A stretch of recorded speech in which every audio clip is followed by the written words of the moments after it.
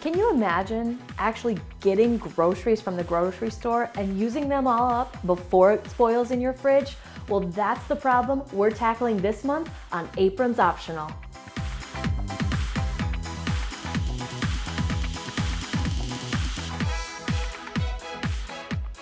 All right, it looks like there's quite a bit on this table. So much so, you can't even see some of the bowls hiding behind these bigger bowls in front.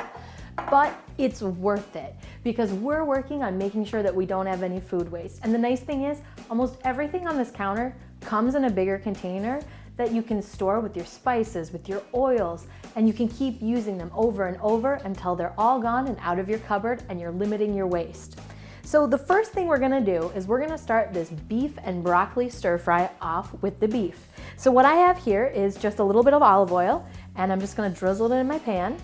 And to this, I'm going to start by putting in my beef. Now what I did is I took a steak and I cut it into nice small bite-sized pieces. You don't want big pieces with this, and you want all of your pieces to be pretty uniform in thickness, because one thing to keep in mind is when you're cooking, you want pieces to be the same size so they cook at all about the same time. So let's get this into our pan, and when we cook it, we're going to want it to be cooked almost the whole way through. You can only want to have to flip it about one time while you're cooking. So now that I have all my meat nice and browned, I'm just going to transfer it over into the same bowl that I have a package of cooked ramen noodles. And so I'm just going to put it in here just because it's taking a little break from the heat while I work on making my broccoli. Now I want to make sure that nothing sticks to my pan with what I'm going to put in next, because the next thing I'm going to put in is my broccoli. So I'm going to add just a tiny bit more oil into my pan again. And what I have here is 3 cups of broccoli. I'm just going to drop it in. And what I'm going to do is I'm going to steam my broccoli. And it looks like I've got some extras, which is perfect for tomorrow night's leftover recipe. And because I want to steam my broccoli, I've got a lid, and I'm going to throw a little bit of water in there to help bring that up to a boil. And we're going to steam this for, let's say about 3 minutes. We want the broccoli cooked, but not mushy. We have our broccoli nice and bright green, and it's not too mushy. We have our beef that's all cooked. We have our noodles. Now it's time to make our stir fry sauce. So with this, we're going to start with 3/4 of a cup of beef broth. To that, I am going to add 1/3 of a cup of honey. Then I also have 2 teaspoons of sesame oil. I have 2 teaspoons of rice vinegar. To that, I'm gonna add 1/3 of a cup of soy sauce. And I'm going to add 1/4 of a cup of hoisin sauce. And that's a lot of measurements to keep track of. So if you ever get stumped, remember you can get all of these recipes on the Aprons Optional Facebook page. So I'm gonna stir that together because I've got some thicker ingredients.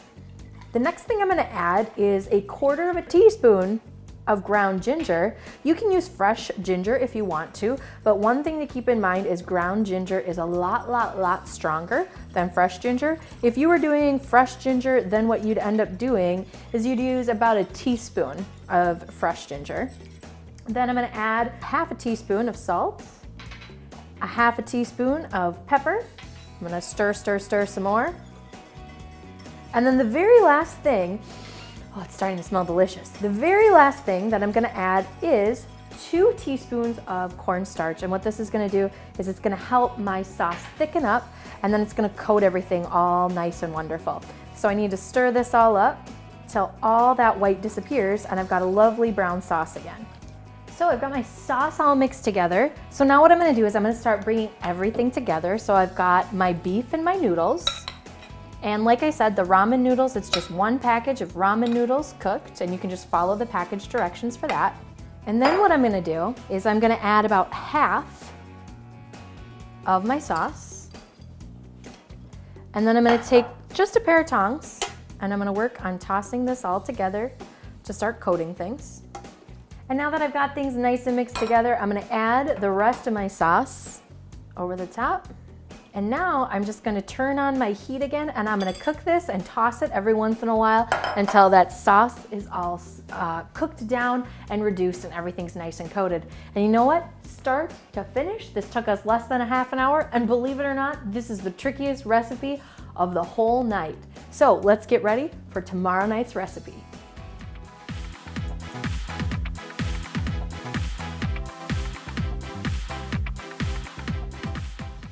For round 2, we are using up our broccoli from last night's beef and broccoli.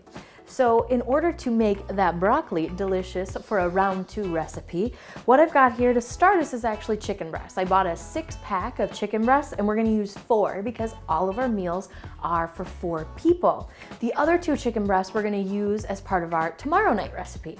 So I have my 4 chicken breasts laid out. I have them pat dry, and then on here I have just sprayed my pan with some cooking spray.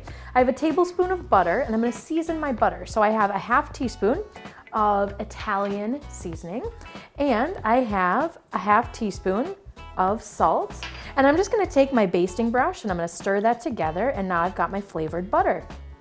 All I need to do is take this, and I want to just butter the top of all of my chicken breasts.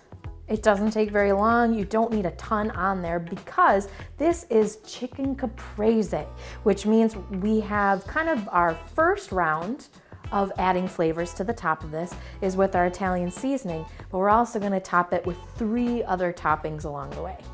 Now, in addition to that chicken, we need a side dish to go with it. And what's really nice about this is this recipe all gets done on one pan. And this is when our last night broccoli is gonna come into play. So the first thing I'm gonna do is, I said last night with that broccoli, when we chopped up to get those florets of broccoli, I said to save your broccoli stalks. And so what I've done is I've trimmed off the ends and I've peeled them already.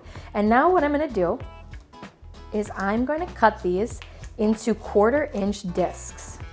You get the same nutritional value with the broccoli florets as you do in the broccoli stalk. The only thing you need to keep in mind is you're gonna trim off the very end of the broccoli stalk, because if you don't, you're gonna end up in kind of a tricky situation where it's gonna be really, it's called woody, and it's not gonna taste very well at all. So I'm just gonna finish cutting up these discs. Now, this wouldn't be enough if I just did my discs. So what I've got is I also have my bowl of leftover broccoli florets that we didn't use in last night's stir fry. So I'm gonna add these to that bowl, and I'm going to season them and get them ready for the oven. And so to this, it's super simple to roast it. All I have is 1 tablespoon of olive oil, and I have a teaspoon of salt. And now I'm just gonna take my hands, stir it together, make sure everything's all nice and coated. If you feel like your broccoli's a little dry, you can always add more olive oil to it. So I have all of my broccoli nice and coated, so I'm gonna get the cutting board out of the way, and I'm gonna go back to this pan of chicken. And all I'm gonna do is I'm gonna take and put my broccoli around the edge of the pan. Now I have my oven preheating at 400 degrees, and with that 400-degree oven, I'm gonna put this chicken and broccoli in to start roasting in the oven. And it's going to take 12 minutes, and after these 12 minutes, we're gonna take it out and we're gonna add the next coating to our chicken. 400 degrees for 12 minutes, and we'll be back to see what we do next. We've got our first round of cooking done in the oven, and what I'm gonna do is I'm just gonna rotate my broccoli a little bit so we don't get it just cooking on one side. So I just have some kitchen tongs, because remember, it's been in that 400-degree oven for 12 minutes so far. So I'm just turning it around so each side of that broccoli gets a taste of that hot oven air. So now I need to start working on the caprese part of my chicken caprese, because you can see we're starting to cook the chicken, but there's no way you'd eat it at this point because it's not done. But it is enough time to start topping it with some other ingredients. So what I've got here is thinly sliced tomato, and I'm just gonna lay that on the top of each of my chicken pieces. And this is just 1 large tomato that I've cut down into smaller pieces. I know that some of my chicken breasts aren't as large as the others, so I don't really need a ton of tomato on top of each of these. The next thing I'm gonna do is I'm gonna put mozzarella on the top of this. Now you can think of it as getting it in a block, you can think of it getting shredded in a bag, but what we're gonna do is we're gonna get a ball of mozzarella cheese. And what we did is, to save ourselves some time so you can get to see that final product faster, I've already got it sliced. So I'm just gonna lay one piece of mozzarella cheese on top of my tomatoes. That's gonna help hold it in place in the oven. And I didn't turn my oven off because now we're gonna put this right back in. It's gonna go in for another 8 to 10 minutes. If you've got a meat thermometer, you know you are done when you check that chicken and it's at 165 degrees. So we're gonna put this in and then, hey, this is pretty close to done. So let's check out recipe number 3.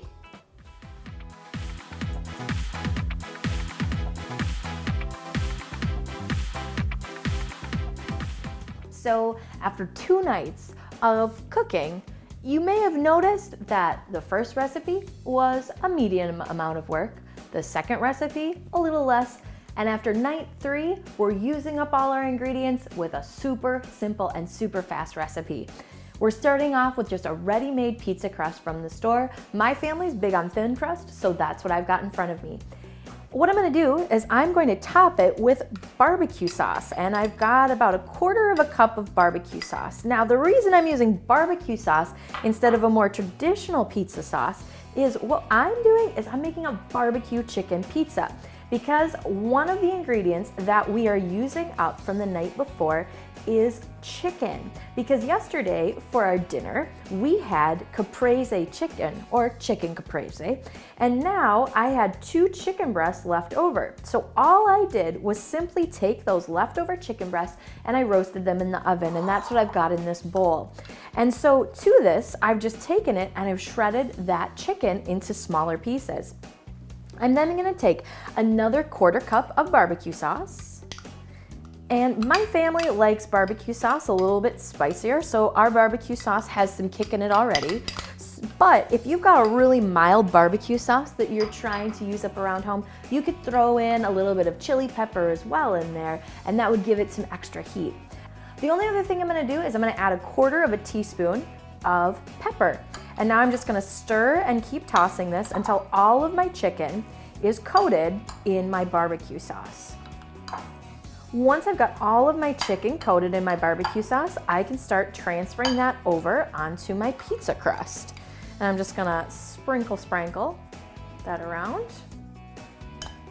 and evenly spread it out. So what we've done here is we've used up one of our ingredients from our dinner last night, and it's gonna taste totally different. Last night, we had an Italian style use for our chicken, and now we are kicking it up with some barbecue sauce. The next thing I'm gonna do to my pizza is I'm gonna take a little bit of cilantro, and I'm just gonna sprinkle it right on here. Not very much, and I've got it chopped up nice and fine.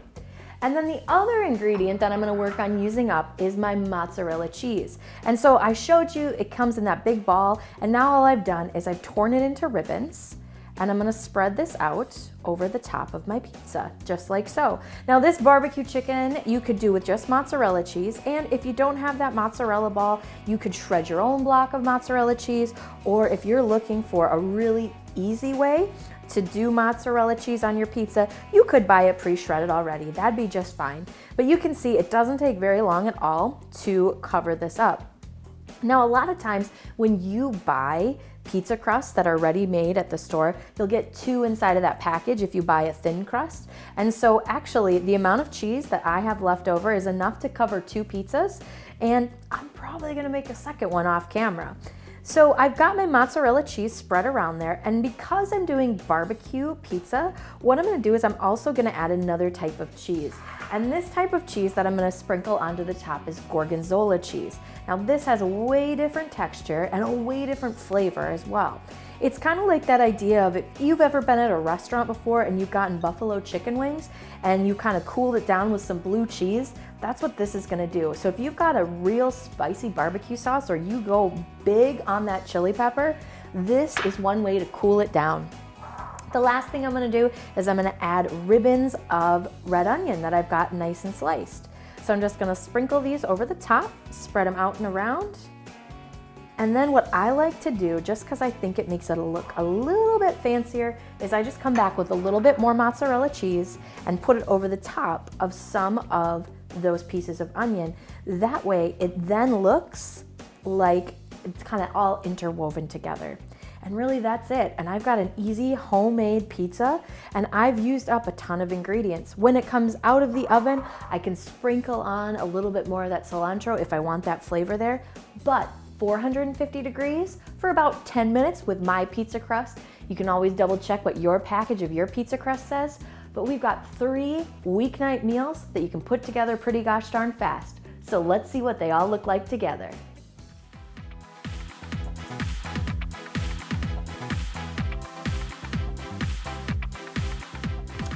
There we have it.